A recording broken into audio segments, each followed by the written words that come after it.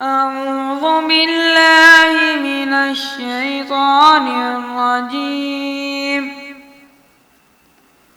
بسم الله الرحمن الرحيم.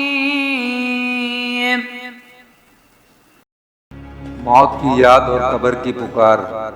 حضرت ابو سعید خدری رضی اللہ تعالی عنہ سے روایت ہے کہ ایک دن رسول اللہ صلی اللہ علیہ وآلہ وسلم نماز پڑھنے کے لیے گھر سے مسجد تشریف لائے۔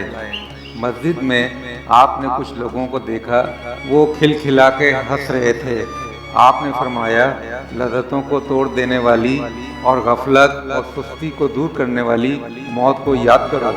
اس کے بعد آپ نے فرمایا، قبر روزانہ پکار پکار کر کہتی ہے، میں تنہائی کا گھر ہوں، میں کیڑے مکوڑوں کا مسکن ہوں، میں مٹی کا گھر ہوں۔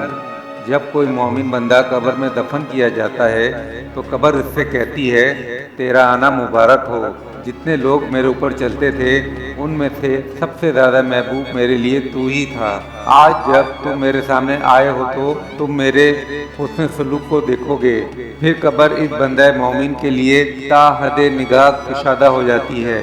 اس کے لیے جنت کی طرف ایک دروازہ کھول دیا جاتا ہے، جس سے جنت کی ٹھنڈی ٹھنڈی ہوائیں اور بھینی بھینی خوشبو اس کے پاس پہنچتی رہتی ہے، اس کے دل و دماغ کو معطر کرتی رہتی ہے۔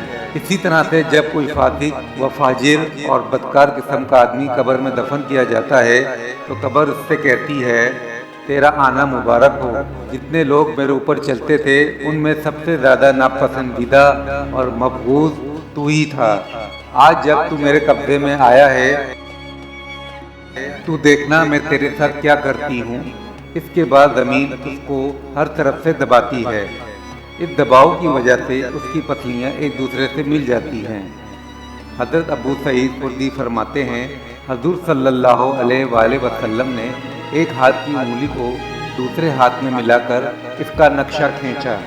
اس کے بعد آپ نے فرمایا، پھر اس آدمی پر 70 اژدہے مسلط کر دیے جاتے ہیں، جن میں سے ایک اگر زمین پر پھنکار مار دے تو اس کے زہر کی وجہ سے قیامت تک زمین پر کوئی سبزہ نہ اگے گا۔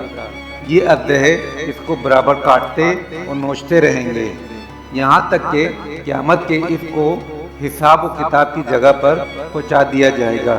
حضرت ابو سعید فرماتے ہیں کہ آپ صلی اللہ علیہ وآلہ وسلم نے فرمایا، قبر جنت کے باغوں میں سے ایک باغ ہے یا دوزخ کے خندقوں میں ایک خندق ہے۔